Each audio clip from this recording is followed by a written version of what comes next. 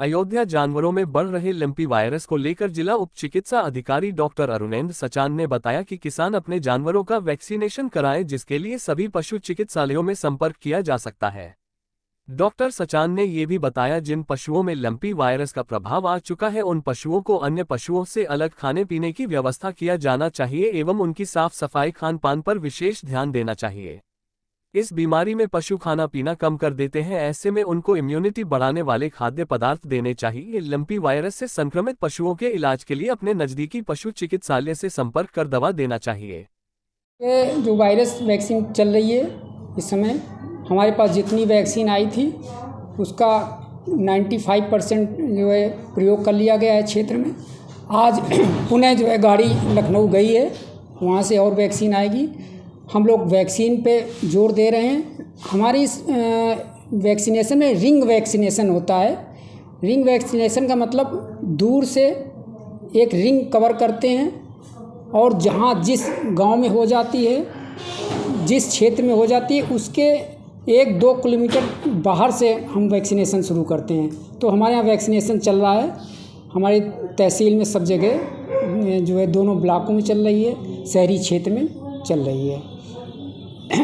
जिन जानवरों को हो गई है, एक्चुअल में ये वायरस जो से होती है, तो इसमें कोई वैसी दवा नहीं आती है जिसके जो है प्रयोग करने से ख़त्म हो जाए, लेकिन बुखार की दवा और एलर्जी की दवा एविल, ये दोनों कंटिन्यू करते रहना चाहिए। खान पान पर विशेष ध्यान देना चाहिए, क्योंकि जिन जानवरों की इम्यूनिटी कमज़ोर हो जाती है ये बीमारी उन्हीं को जल्दी पकड़ती है। तो खान पान पर विशेष ध्यान देना चाहिए। जो है इस बीमारी में छाले पड़ जाते हैं, छाले पड़ने के बाद वो ऊज करते हैं, मतलब फट जाते हैं। तो उनके लिए नीम का पानी बढ़िया जो है गर्म करके घोल बना के साफ़ सफाई करना चाहिए, बीटाडीन का यूज करना चाहिए, यही जो है प्रिकॉशन लेना चाहिए। अयोध्या में हमारे सभी अस्पतालों में समुचित दवाइयाँ उपलब्ध हैं। वैक्सीन पर्याप्त मात्रा में नहीं थी, लेकिन सभी जगह जो आई थी इस समय चल रही है। अभी आज ही गाड़ी फिर पुणे गई है। वैक्सीन अभी ख़त्म नहीं हुई, लेकिन हमारे पास कल से पुणे वैक्सीन आ जाएगी और सब जगह वितरित करा दी जाएगी। वैक्सीन किसान के कहने पे नहीं लगाते हम लोग, चूँकि जहाँ जिस सपोज करके अगर एक फैमिली में 20 जानवर हैं और 20 जानवर में अगर 1 या 2 को हो गई है, तो फिर हम उस 20 जानवर को वैक्सीनेशन नहीं कर सकते। तो इसमें किसान की मंशा नहीं चलती है, हम लोग उसको कवर करते हैं कि कैसे लगाना है। अगर उसका हो गया है तो हम उसके पड़ोस से शुरू करेंगे या उस जो है 2 घर 3 घर छोड़ के। लेकिन अगर जिस भी हमारे किसान भाई को वैक्सीन लगवानी है तो या तो हमारे जो है नियरेस्ट पशु चिकित्सालय में या पशु सेवा केंद्र में वहाँ सूचित कर दे, या टोल फ्री नंबर भी हैं हमारे जो है विभाग के, उन पे कर दे। टोल फ्री नंबर बता दीजिए। 62 चल रहा है एम्बुलेंस का, उसमें आप सूचित कर सकते हैं, उनके माध्यम से भी सूचना मिल जाती है।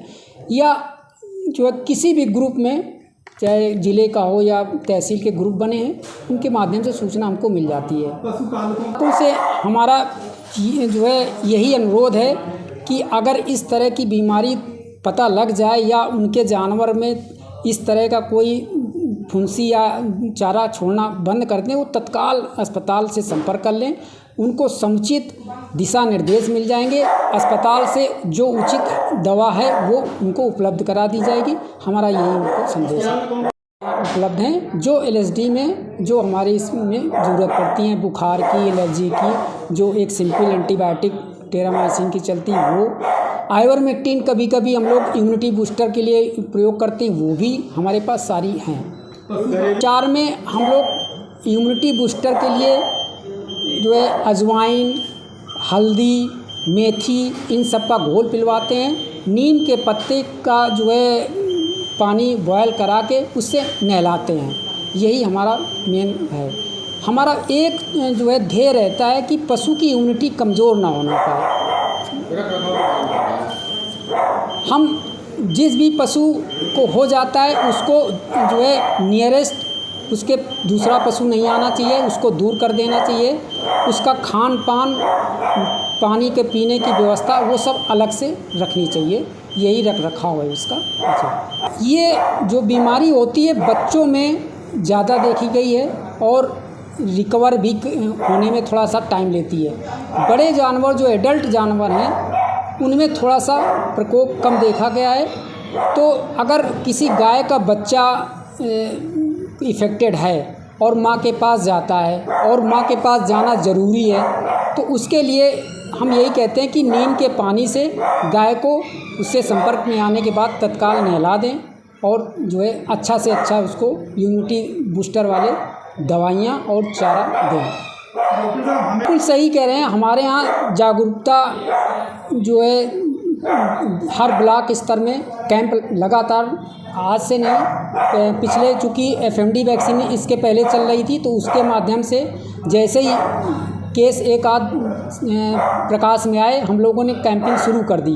उसके बारे में हर जगह कैंप लगाए गए। अब पूरे ज़िले का तो आंकड़ा मैं नहीं दे पाऊँगा, लेकिन हमारी तहसील में करीब करीब 50 कैंप ऐसे हैं ब्लॉक स्तर से।